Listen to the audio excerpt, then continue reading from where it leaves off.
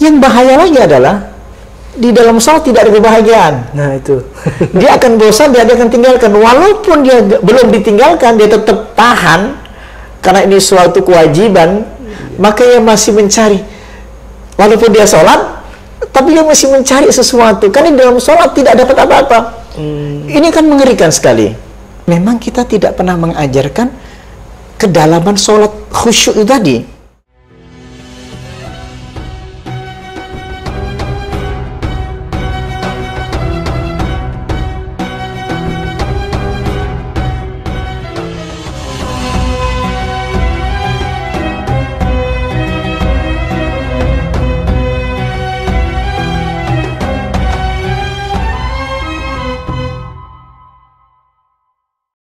Assalamualaikum warahmatullahi wabarakatuh. Waalaikumsalam warahmatullahi wabarakatuh. Sahabat khusus yang dirahmati Allah, alhamdulillah kita kembali berjumpa dengan Ustaz Abu Sangkan. Gimana Ustaz kabarnya? Sehat? Alhamdulillah, sehat. Sahabat yang khusyuk, saya melihat fenomena yang luar biasa Ustaz ya, bahwa masyarakat kita sekarang ini kan berusaha untuk mencari bahagia kemana-mana. Ada orang yang mencari bahagianya ke karaoke, ada orang mencari bahagianya ke tempat-tempat wisata yang aneh, yang eksotik katanya begitu ya. Ada juga orang yang wisata kuliner dan sebagainya, Ustaz. Ya. Dalam Islam sebenarnya apa namanya cara yang paling disyariatkan untuk mencari bahagia itu di mana, Ustaz? Iya, selama ini kan kita nggak tahu. Jadi cerita tentang konsep hedon. Jadi mencari sesuatu. Orang Bali ingin ke Amerika, dia punya kebahagiaan. Orang Amerika ternyata pengen ke Bali. Di situ ada kebahagiaan. Saya ngalami kenyataan waktu pulang dari Melbourne, ketika naik pesawat bersama-sama orang bule-bule, kan kita turun di Bali tuh. Nah, mereka itu bisa berbahagia, berteriak-teriak kayak anak kecil. Melihat Bali, belum nyampe itu, pesawat itu mau turun, dilarang berdiri kan, mereka berdiri semua itu, nggak kebayang nggak? Kalau kita malu kan, dia nggak punya malu. Artinya betapa mereka melihat Bali itu luar biasa. Sementara saya pernah tinggal di Bali, biasa saja, ya kan? Ada usaha dulu di Bali kan, ternyata di mana tak kebahagiaan itu? Ya situ menjadi sebuah pertanyaan yang sampai sekarang ditanyakan banyak orang. Sekarang di medsos orang pengen foto-foto di menara di Paris ya, dia merasa kebahagiaan foto-foto. Kemudian ke Malaysia kita pengen lihat itu menara kembar itu. Kita melihat Petronas foto-fotoan, itu hanya sekejap saja hilang, kita bosan lagi. Yang saya khawatirkan, kita bosan dengan istri. Nah, itu kan khawatir itu. Sama. Jika tidak tahu rahasia kebahagiaan itu, maka kita akan pasti kembali mencari. Gitu. Ini yang menjadi problematika kita, pencarian-pencarian tentang masalah kebahagiaan tadi. Yang bahaya lagi adalah di dalam sholat tidak ada kebahagiaan. Nah itu. Dia akan bosan, dia akan tinggalkan. Walaupun dia belum ditinggalkan, dia tetap tahan karena ini suatu kewajiban, maka dia masih mencari. Walaupun dia sholat, tapi dia masih mencari sesuatu. Karena di dalam sholat tidak dapat apa-apa. Ini kan mengerikan sekali. Itu problem yang sangat menjadi masalah untuk kita semuanya. Kenapa? Memang kita tidak pernah mengajarkan kedalaman sholat khusyuk itu tadi. Qad aflahal mu'minun alladzina hum fi sholatihim khashi'un. Kita apal ayatnya itu. Sungguh beruntung, sungguh berbahagia orang beriman. Makanya kenapa pentingnya orang yang beriman, bukan orang munafik yang bahagia, orang yang hedon yang bahagia. Di sini ada kebahagiaan apa? Ada ketika dia berdiri di hadapan Allah kepada Sang Pencipta langit dan bumi. Rabbana ma khalaqta hadza batila. Dia menemukan itu. Kalau orang-orang sekuler, dia lihat burung merpati, dia melihat gunung-gunung. Orang beriman, dia di balik gunung itu. Siapa yang menciptakan? Siapa yang menciptakan? Dan keindahan yang tidak bisa digambarkan oleh mata. Dia sangat berbahagia, dia yang menciptakan. Rabbana ma khalaqta hadza batila subhanaka. Muncul kalimat subhanaka. Muncul kalimat subhanallah. Muncul kalimat Allahu akbar.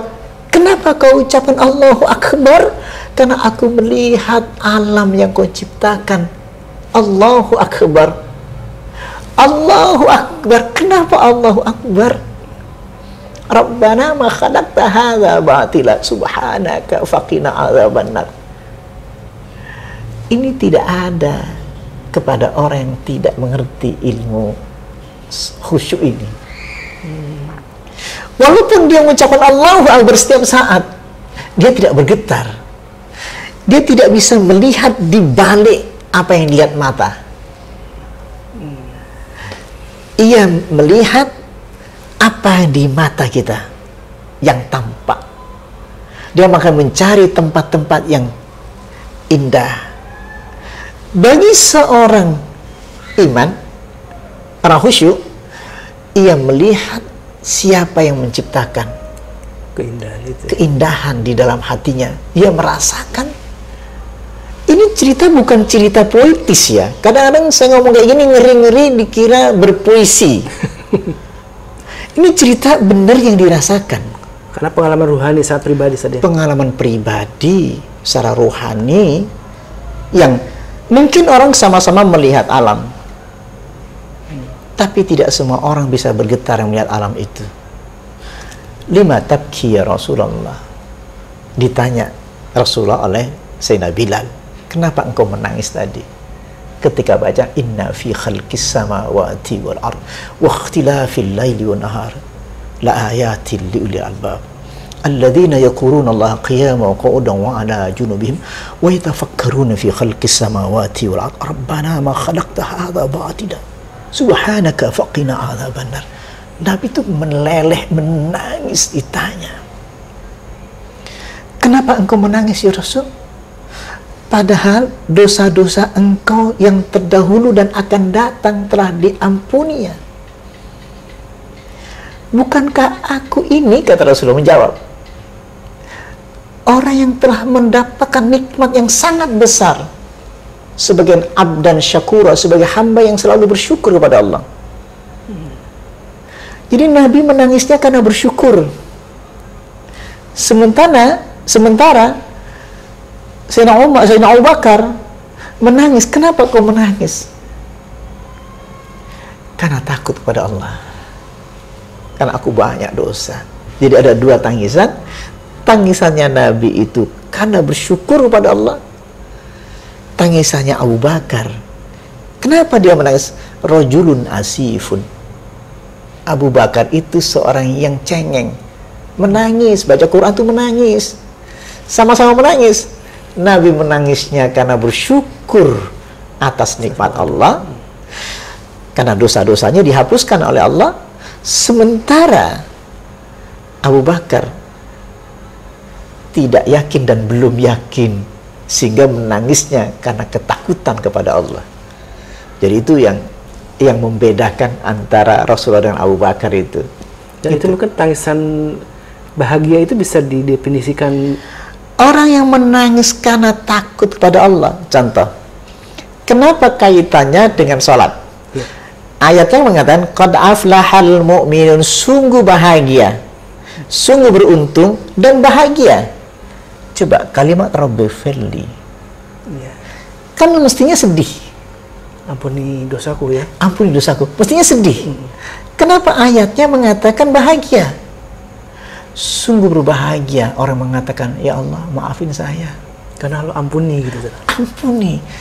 Gini, seorang kekasih dengan kasih, lalu mengatakan, maafin aku ya. Dia minta maaf itu bahagia. Tidak menderita. Orang yang sholat, walaupun ucapannya Rabbi firli, tapi ekspresi wajahnya penuh penuh kebahagiaan, bercahaya, bukan sedih. Nah, ada orang menciptakan kesedihan, sementara sholat tidak menciptakan kebahagiaan, tidak menciptakan kesedihan, justru menciptakan kebahagiaan. Padahal kalimatnya Rabbi Firli, Rabbana zalamna anfusana wa illam taghfir lana wa tarhamna lanakunanna minal khasirin. Itu kalau digunakan bahasa yang mesra, itu indah. Ada yang menggunakan kalimat tidak mesra, nelangsa. Rabbana, saya merasa sedih kalau ditinggal Allah. Itu malah bahagia. Ya Allah, jangan Engkau tinggalkan aku, ya Allah. Itu orang bahagia. Dan seolah ada jawaban langsung dari Allah, aku tidak akan tinggalkan engkau, karena kau selalu mengingat aku. Kenapa? Gitu. Fadkuruni azkurkum. Ketika fadkuruni, zikir itu kan la ilaha illallah, ada subhanallah, subhanallah, atau astaghfirullah, astaghfirullah. Itu zikir. Kalau la ilaha illallah zikir itu sama dengan tenang, Allah, Allah, Allah itu sama dengan tenang, astaghfirullah, astaghfirullah apa dong? Zikir juga sama dengan tenang juga. Jadi kalau ada semacam acara-acara yang kayak muhasabah tadi ya, yang kemudian orang sampai menggelepar menangis, kemudian dikasih efek musik atau tausiah yang itu bahaya, itu bahaya. Dia menciptakan ketakutan dalam dirinya. Berarti ada yang salah, padahal benar, kan? Bingung. Jadi nggak nyambung. Sekarang kalimatnya begini, la ilaha illallah berarti tenang. Ala bi dzikrillahi tatma'innul qulub. Kan? Subhanallah, subhanallah, subhanallah sama dengan ala bi dzikrillahi tatma'innul qulub. Tenang juga. Astaghfirullahaladzim alladzi la ilaha illa huwal hayyul qayyum wa atubu ilahi. Wa atubu ilahi berarti aku kembali kepada Allah. Aku datang ya Allah. Labbaik Allah, labbaik Allah, aku datang.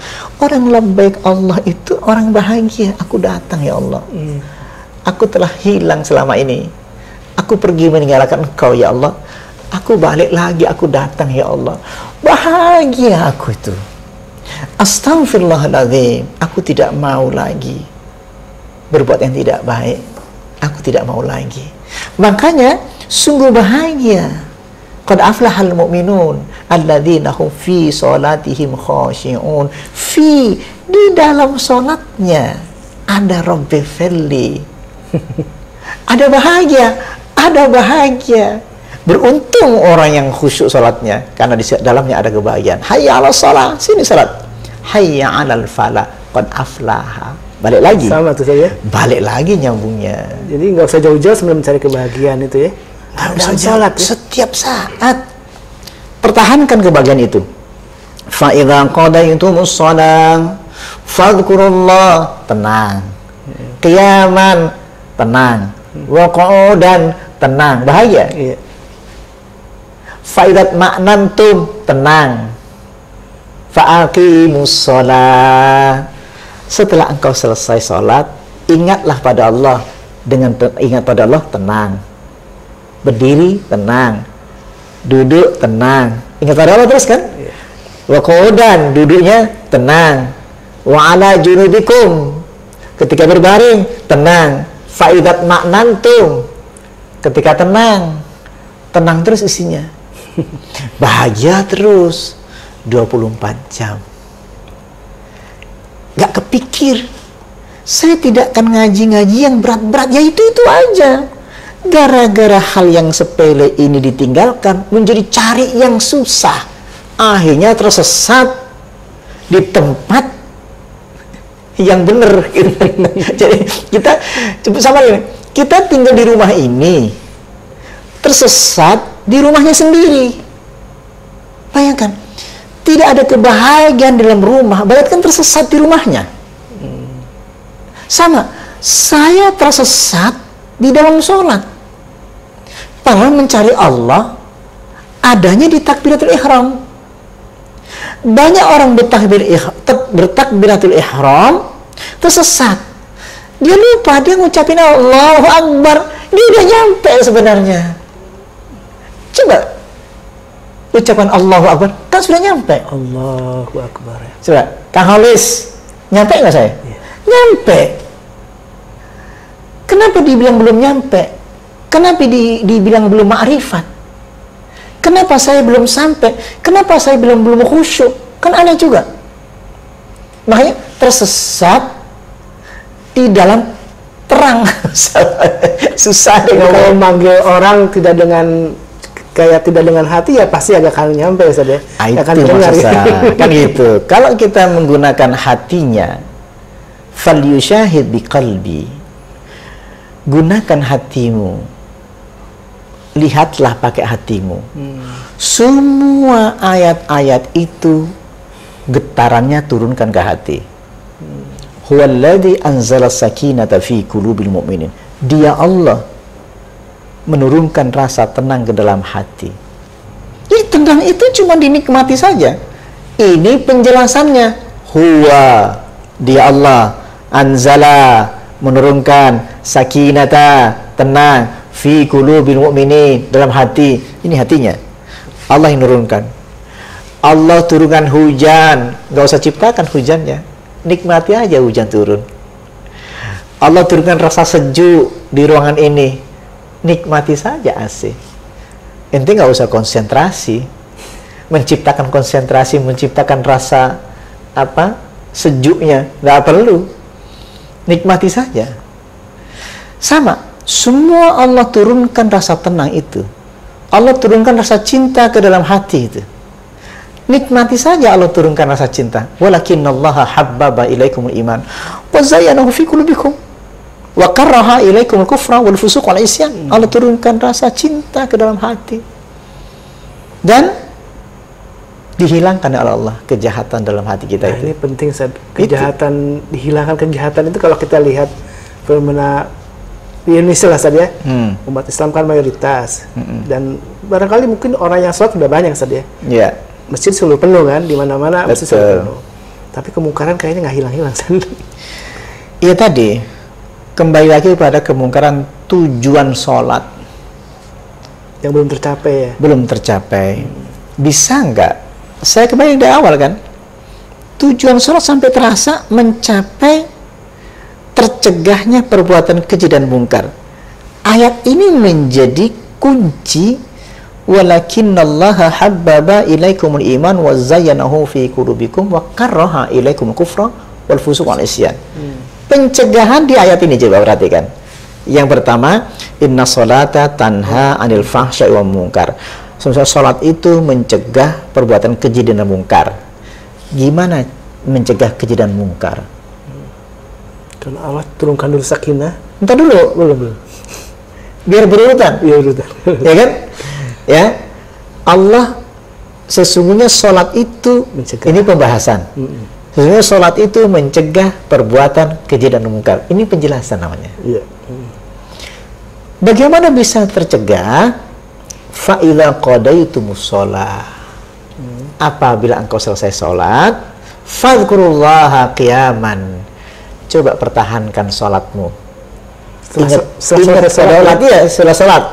Kira-kira saya marah nggak? Setiap hari saya begitu salah, assalamualaikum warahmatullahi wabarakatuh, assalamualaikum warahmatullahi wabarakatuh. Pertahankan sholatmu tadi. Allah. Sekarang ngomong gini, pertahankan kesadaran Allah. Qiyaman, berdiri. Wa qu'udan, duduk. Wa ala junubikum, berarti kan 24 jam. Dirimu dulu dipakai. Usahamu dulu. Kita mancing-mancing Allah. Abu Sangkan ini setelah sholat dipertahankan zikirnya pada Allah. Berdiri, duduk, berbaring, pertahankan. Aku mancing-mancing Allah. Dari saya dulu. Fadkuruni. Nanti azkurkum. Nanti Allah akan terpancing bahasa kita itu. Kenapa? Ada Abu Sangkan, Kang Holis. Setelah sholat pertahankan dia diri, berdirinya Allah, duduknya Allah, pertahankan terus. Sholatnya itu dipertahankan setelah sholat. Suasana sholat kan ada takbir, Suasana tadi ada rukuknya, suasana berdirinya ada, suasana istighfarnya ada, suasana tenangnya setelah sholat itu dipertahankan. Faidat maknantum, tenang. Sudah, maka itu yang akan terjadi. Inna sholata tanha 'anil fahsya'i wal munkar. Gimana suasananya? Walakinnallaha habbaba, Allah hadir. Allah langsung terlibat. Walakinnallaha habbaba ilaikumul iman wa zayyanahu fi qulubikum wa karraha ilaikumul kufra wal fusuq wal isyan. Tetapi Allah turunkan rasa cinta masuk ke dalam hatimu. Berupa iman dan cinta. Cinta dan iman. Wa karraha ilaikumul kufra. Inna salata tanha 'anil fahsya'i wal munkar, nyambung. Lari ke sana itu lagi ya. Allah cabut kejahatan dalam dirimu. Betul kan? Inna salata tanha 'anil fahsya'i wal munkar. Allah akan cabut kejahatan dalam dirimu, kekufuranmu dan maksiatmu dicabut sama Allah itu. Hilang di situ. Bisa. Jadi sama sekali tidak ada keinginan untuk berbuat maksiat kalau gitu bisa. Nggak bisa. Nggak bisa ya? Nggak bisa gitu loh. Gimana sih? Kau mencintai istrimu, benar-benar cinta, nggak bisa mencintai yang lain gitu loh. Kayak gitu. Kondisi batin yang seperti apa sih? Kadzikrikum aba'akum au asyadda dzikra, nggak bisa digantikan. Kadzikrikum aba'akum, seperti kau mencintai abamu. Au asyadda dzikra, tapi untuk Allah lebih syadid lagi, lebih kuat lagi cintanya. Jadi kalau sudah dapat, nggak bisa copot. Jadi nggak ada, wah nanti saya berubah lagi, nggak bisa. Wa karraha ilaikumul kufra. Soalnya ada kalimat wa karraha, Allah bencikan kamu kepada kekufuran itu, wal fusuq wal isyan, fasiknya, maksiatnya engkau dibencikan, gak suka. Nyambungnya kemana? Inna sholata tanha 'anil fahsya'i wal munkar. Ayat ini nyambungnya. Untuk mencapai istiqomah itu di situ saja kuncinya. Di situ istiqomah itu kan kuat, nggak berubah-ubah arti istiqomah itu. Tetap dia menetap, tamakun salik. Istiqomah itu tamakun salik, menetap, tetap dalam posisi berjalan kepada Allah. Annal qalba yasiru ila Allah azza wa jalla. Hati itu tetap berjalan terus. Jadi duduk begini nih, sudah berjalan terus, hati itu berjalan terus tanpa putus sama Allah itu. Suasana sholat terus. Suasana sholat terus, tanpa putus. Suasana batinnya tanpa putus suasana itu. Nah, suasana ilmu seperti ini kan hampir-hampir sudah langka. Itu barangkali. Ya mudah-mudahan nanti kita bisa bahas lebih ke dalam. Ya mudah-mudahan ini dipahami dengan ringan ya. Ringan ya. Nggak berat kok sebenarnya. Jadi nggak ada sesuatu ilmu ya. Nggak mungkin Allah ngasih ilmu berat banget. Nggak ada sebenarnya. Kita aja yang bikin-bikin, disusah-susahin sebenarnya. Itu santai saja. Wong sampai digambarkan Al-Quran seperti engkau cinta sama ibumu atau ayahmu. Yeah. Nah, lebih dari itu kan gampang. Kalau Allah yang ngajar kan gampang. Karena melihat secara fisik dulu. Secara fisik dulu, pinjem dulu, baru di sini lo caranya gitu. Rasa itu yang harus dipertahankan saja. Iya, betul. Masya Allah, sahabat Husyan dan rahmati Allah.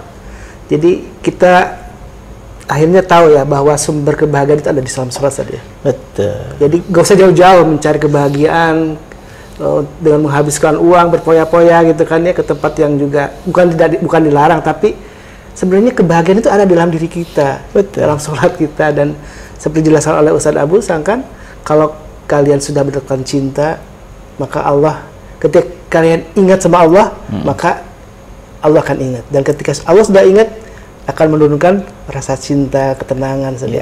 Betul. Insya Allah. Dan mudah-mudahan pencerahan dari Ustadz Abu menjadi